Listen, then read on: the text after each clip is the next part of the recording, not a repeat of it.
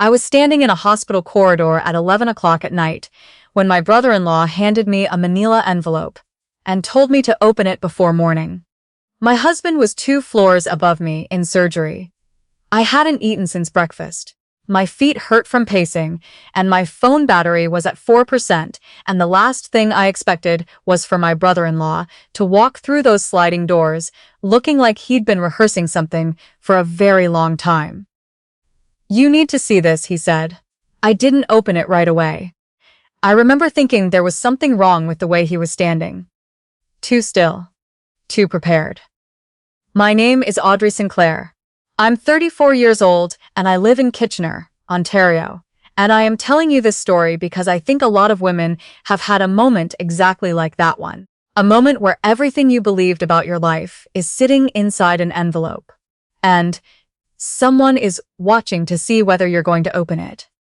I met my husband James when we were both 26. He was working at a civil engineering firm in Waterloo, and I was finishing my second year of teaching at a primary school on the east side of the city. We met at a mutual friend's Canada Day party, standing in the same lineup for the barbecue, arguing over whether coleslaw counted as a salad. He said no. I said yes.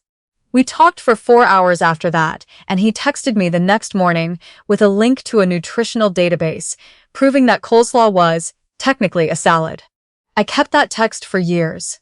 We were married at 30. The wedding was small. His family, my family, a handful of close friends, a reception in a converted barn outside of Elora. My mother cried during the vows. James's mother, Patricia, sat in the front row with her hands folded in her lap and a smile that I could never quite read. Not warm, exactly. More like the expression you put on when you've already decided how something is going to go. I should have paid more attention to that smile. For the first 2 years, everything was fine. Better than fine. We bought a semi-detached in Kitchener with a backyard that James immediately started treating like a landscaping project. He coached Little League on weekends. I brought worksheets home and graded them at the kitchen table while he made dinner. We talked about starting a family. We talked about renovating the upstairs bathroom. We talked the way people talk when they feel safe, like the future is just a list of pleasant things you're going to do together. Then his father got sick. James's father, Robert, was diagnosed with early-stage Parkinson's in the spring of our second year of marriage. He was 67, a retired contractor, physically strong his whole life, and suddenly the hands that had built half the homes on his street were shaking in a way he couldn't control. It devastated James in a quiet, private way. He didn't cry. He didn't talk about it much. He just started spending more weekends in Guelph, at his parents' house, helping with things his father could no longer manage on his own. I didn't mind. I understood. Family is family. What I didn't understand yet was that every time James drove up to Guelph, his mother was having a separate set of conversations with him. Ones he never told me about. The shift started small, the way these things always do. James stopped mentioning the bathroom renovation. He got quieter at dinner. He started taking calls outside, which he'd never done before, stepping onto the back porch with his voice low, even when I could see through the glass that he was clearly in the middle of something important. I asked him once what was going on. He said, "Nothing. Work stuff." I asked again 2 weeks later. He said, "I'm just tired, Audrey. I am a primary school teacher. I spend my days reading the faces of 7-year-olds who are trying to hide things from me. I know what nothing looks like when it's actually something. But when it's your own husband saying it to you across your own kitchen table, you try very hard to believe him.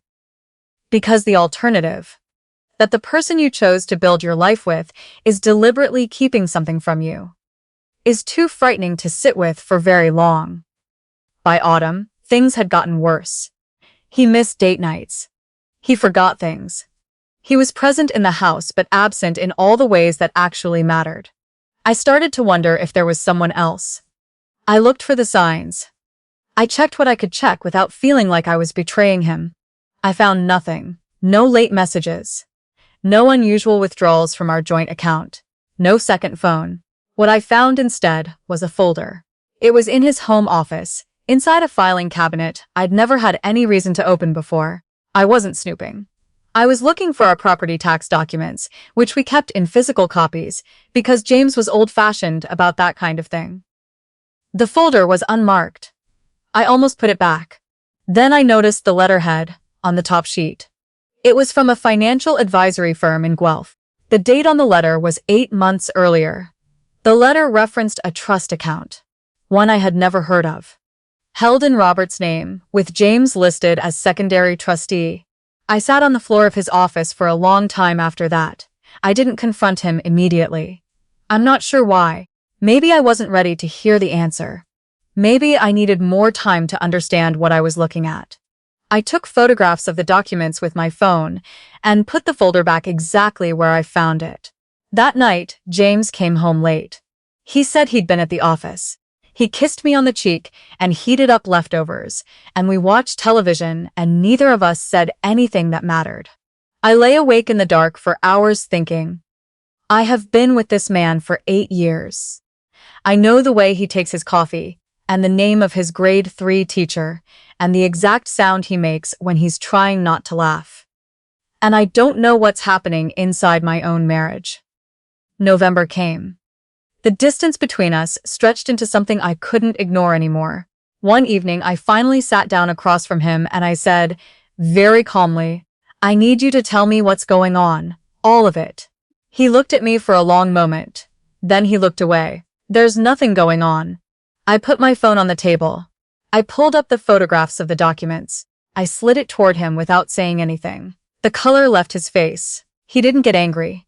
He didn't make excuses. He just looked at those photographs, and then he looked at me, and something behind his eyes shifted, like a door closing.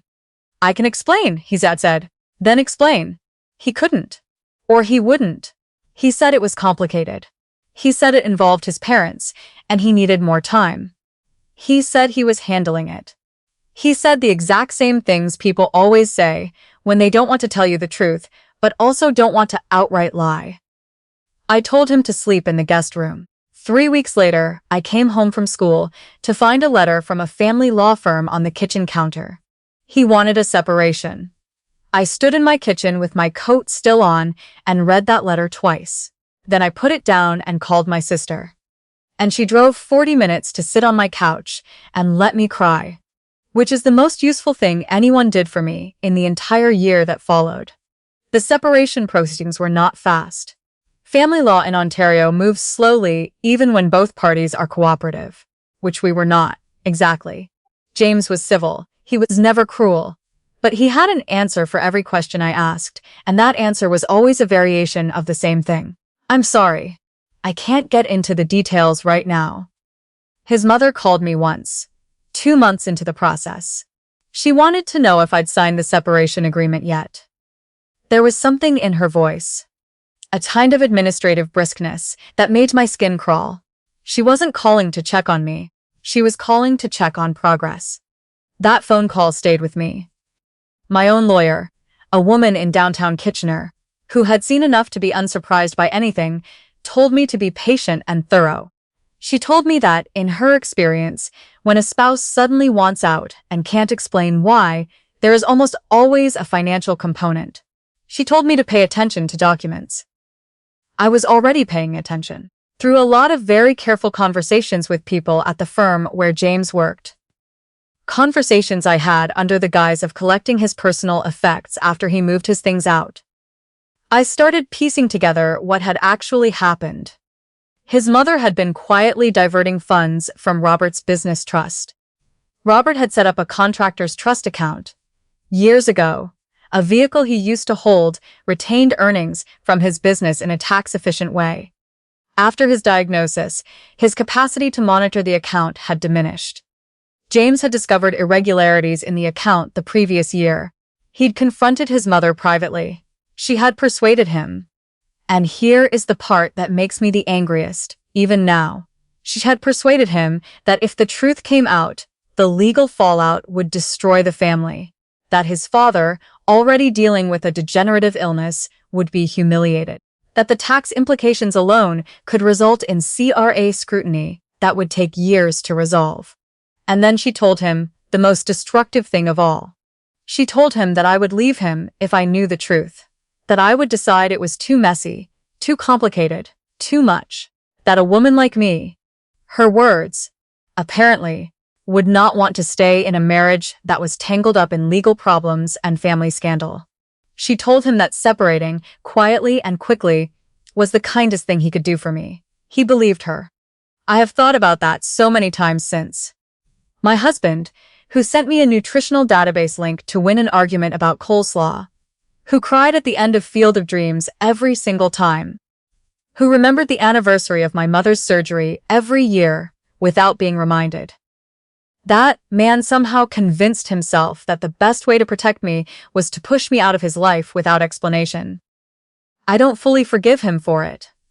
I want to be honest about that. Understanding something and forgiving it are two very different things, and I was not there yet. But I'm getting ahead of myself, because the moment everything actually changed did not happen in my kitchen, or my lawyer's office, or any of the places where I had been quietly trying to understand the shape of my own life. It happened in a hospital corridor. James had gone in for emergency gallbladder surgery on a Tuesday in early March. It was not life-threatening, but it was sudden and painful and required him to be admitted that afternoon. I drove him to Grand River Hospital myself because, separated or not, he had called me and I went. We weren't divorced. We weren't even formally separated yet. The paperwork was still working its way through the system.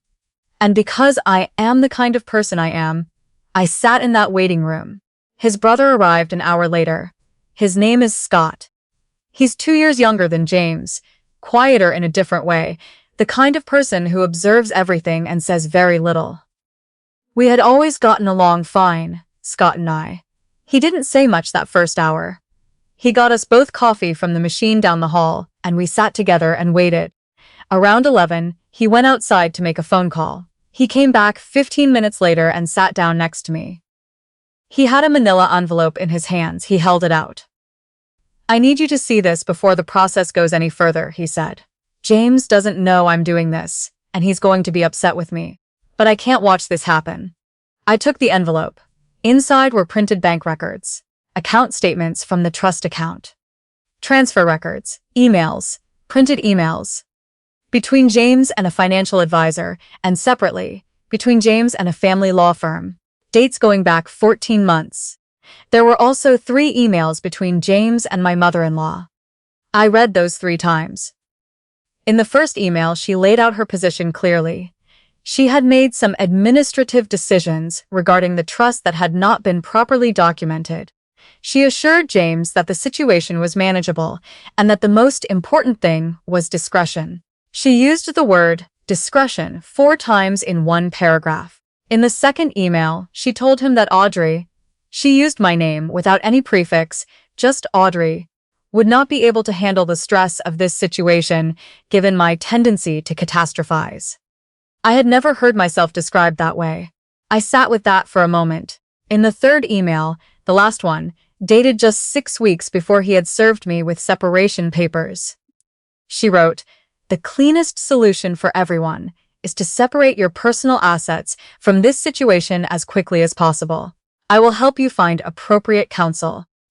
Audrey is young enough to move on, and frankly, this arrangement was never the right fit." Never the right fit. I had been married to her son for 4 years.